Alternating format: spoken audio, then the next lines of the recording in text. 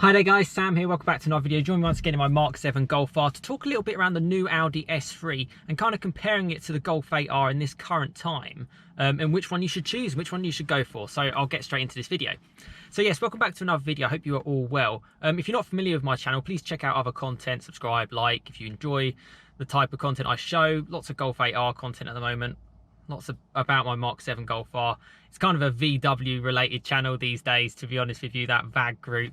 And like the Audis are kind of involved in that because they're very similar cars.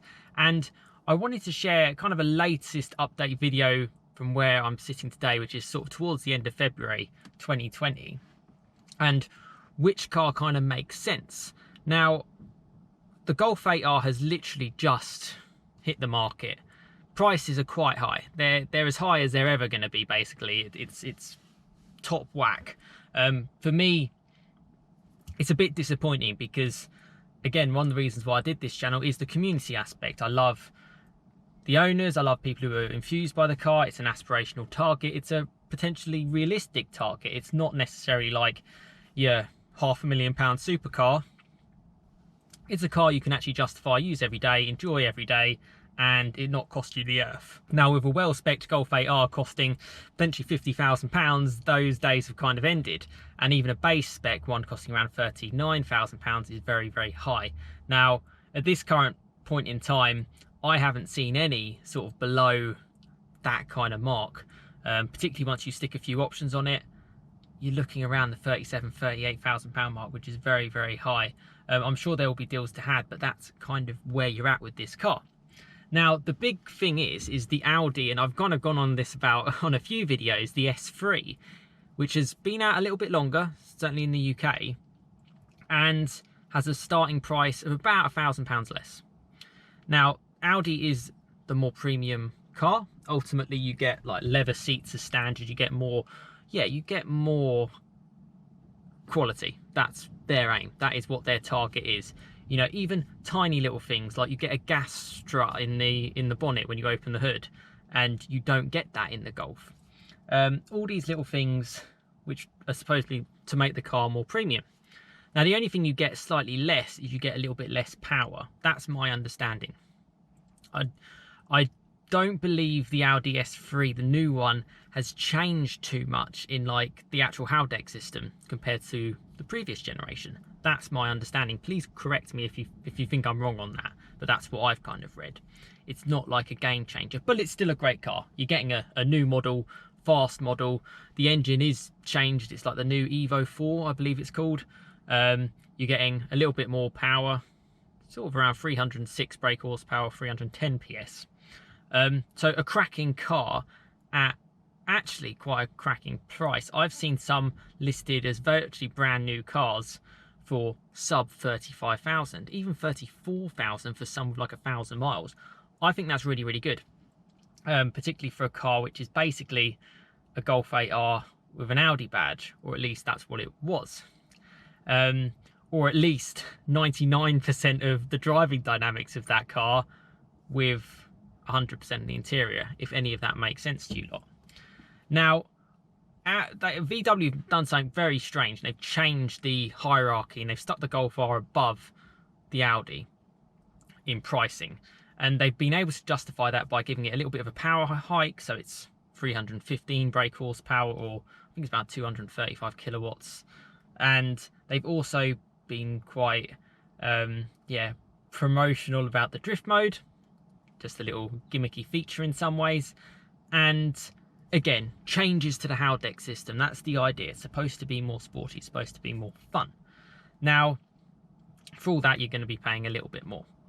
But ultimately, the difference between the two cars, it might all be a mindset, is not actually that much. A lot of owners over the years have generally said the Golf is more of a sharper dynamic car than the Audi. It's hard to tell. Realistically, there isn't actually going to be too much between them. Let's just be honest in that phase of things. So if you're sitting here and you're going, I want a fast premium hatchback, or a fast hatchback, which can do the daily commute, I can have a bit of fun with it, and yeah, not cost me the earth to run as well in servicing and maintenance. both cars are going to be very, very similar. Now, the difference between the Audi is that, certainly in the UK, and I'm sure in other regions as well, you don't really get discounts, whereas VW, you do. So that evens things out again. But then you're paying slightly more for the Golf 8R in the first place. So it really does confuse me on which one to go for. So if I was sitting today and perhaps the hype for the S3 has kind of died down, as it's, you know, there's a couple knocking around now. Some have done a few miles. You could potentially slip in and actually get quite a competitive price for one, whereas the Golf 8R, you're going to struggle. I would be very tempted with the Audi, and I know subscribers who have gone down the Audi S3 route and they enjoy their car. I haven't heard anything terrible to say, as you would expect in 2021. Cars are pretty bulletproof, particularly from German hatchbacks. So that's kind of, if you're looking for one today and you've got your heart set out on a Golf 8R, consider the S3. I spoke to a subscriber actually last week, and they were telling me, I've got a Mark 7.5, should I go for a Golf 8R? What do you think? And I was like, well, if you've got a 7.5 facelift, at the moment I would probably say just, you know, stick with it, wait it out. That's generally, I know it sounds safe and boring, but that's generally what I'd say. And if you get the chance to test drive one and judge it up by that, because, you know, it's a lot more expensive than Mark 7s. Mark 7s and 7.5s can be found for, well, even a well-spec'd one is still 10 to 15,000 pounds cheaper than this car. And it's same engine, okay, maybe not massively revised with the full power and all the gadgety, gimmicky drift mode bits, but it's still a very cracking car. And then they got on to tell me that their car was actually virtually brand new. It was a 20 plate with only 900 miles, and they were to upgrade their finance deal from their 7.5 to a Golf R8 or Golf 8R is only £50 a month. So in that case, I was kind of like, well, if you're only paying 50 quid a month, it's probably worth a punt. That's kind of where I'd come from. I'm not a massive finance guy, so I can't really advise too much around that side of things. But if you're in that sort of situation, maybe it's worth a go. But I'd also say to that person, well, you probably could save even more if you found the S3. You know, speak to your Audi dealer. They might have one sitting on their forecourt with hardly any miles. You know, it's worth a go. And if you're chopping and changing your cars every year, well, as time goes on, trade that in for a Golf 8R if that's kind of your game. You know, you've got nothing to lose out. But I think it's a really interesting topic, something that I've brought up quite a few times as well, because Audi, they do make great cars as well. You know, I'm not massively into like the following of like the S3 and as much as the Golf R, as obviously you can tell from the channel, but they are, you know, fundamentally the same cars. The only way I look at it is that you might get stung a little bit more when you try to service your car than you would if you go to a VW dealer. Yeah, that's just the way it is. And then if you're really thinking about it, and something that I checked out on, with the new Audi RS3 impending, well, coming soon, something which I am keen to try out actually. I think if my dream of a 5-cylinder in a Golf R isn't going to happen, well, this is the closest thing to it. So that'll be interesting to try. That's going to be coming out, and when that comes out, naturally prices for the previous gen RS3 will come down. And I sort of was having a little look, and I was like, Audi RS3, how much are they now? How much are they? And I saw an 18 plate one, 18,000 miles, looked pretty sweet in the saloon form, had magnetic ride, had all the options you could want, bar a panoramic roof. It was in blue, it looked amazing. I'll put a picture up on screen. It was £38,000. About the same price as a Golf 8R. Now, unfortunately, you can put all the Akrapovic exhausts as you want on the Golf 8R. It's not going to sound as good as a 5-cylinder. The heart of the engine is what makes it. And yeah, and I actually do believe as well the gearbox in the RS3 is updated to the one that you see in the S3 and the R as well, so it's a little bit sharper. And so it's not just a badge, an RS badge, and yeah, hope for the best.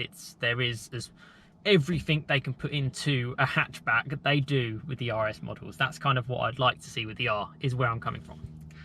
And yeah, for the same money, with a car that isn't going to lose as much money, it's worth considering. It really, really is. And I hope this kind of video helps you out to kind of rethink what you're thinking about, because obviously we have a lot of time sort of sitting around these days, let's be honest, with lockdown and stuff.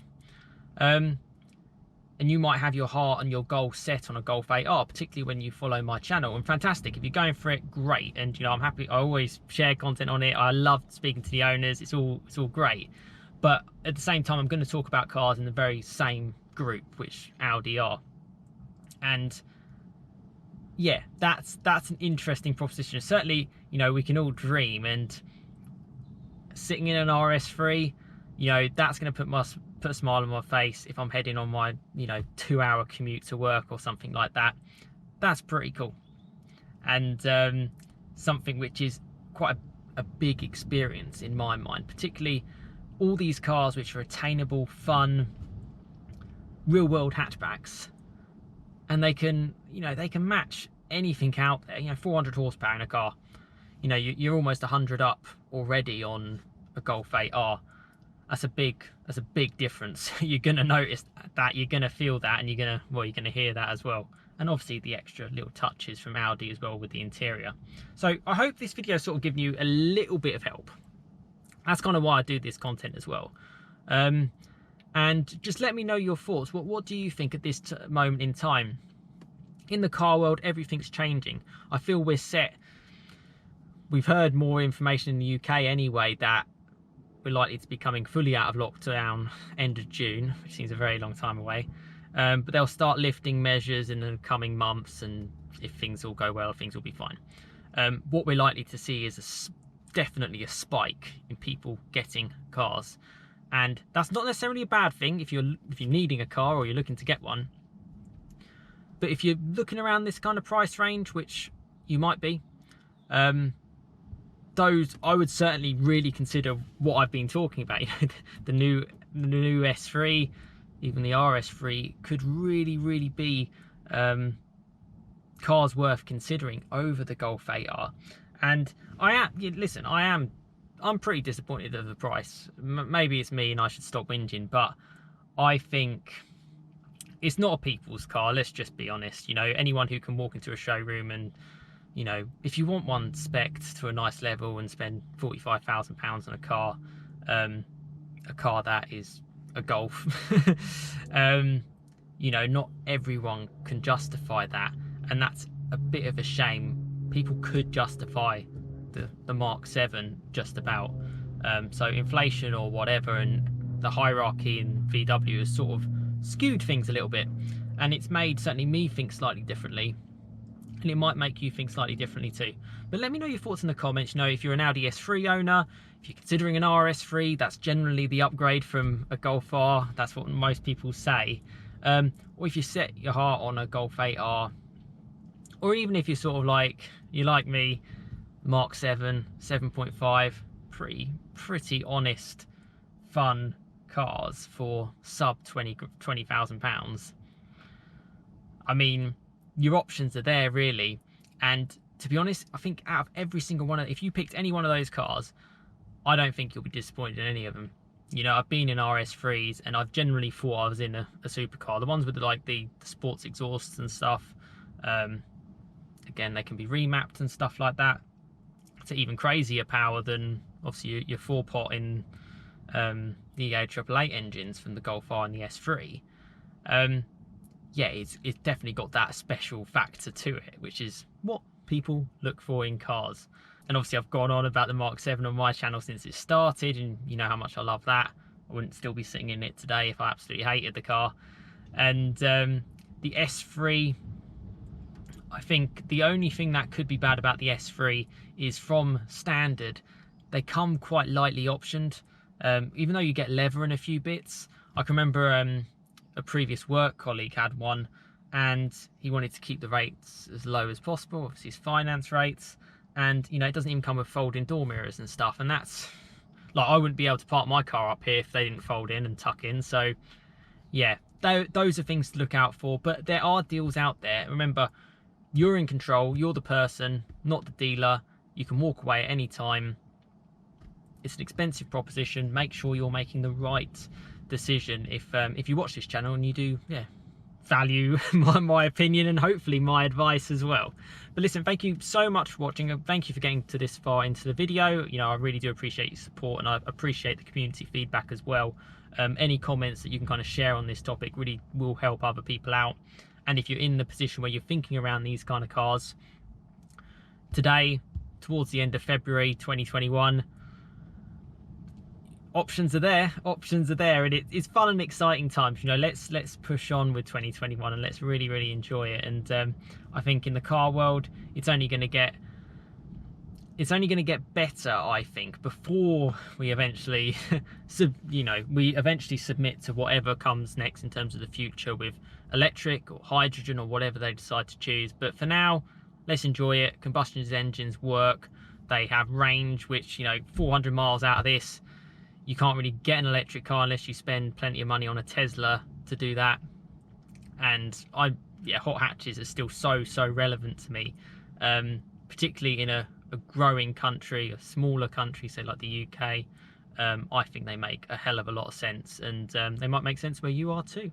But listen, let me know your thoughts in the comments below. I'll stop jabbering on. Thank you so much for watching. Please like, share, subscribe, check out previous content on here. I'll keep you updated as well on the new Audi RS3. I think that's pretty cool. And yeah, any updates I have on the Golf 8R. So thank you so much for watching, and I'll see you again next time. Cheers, guys.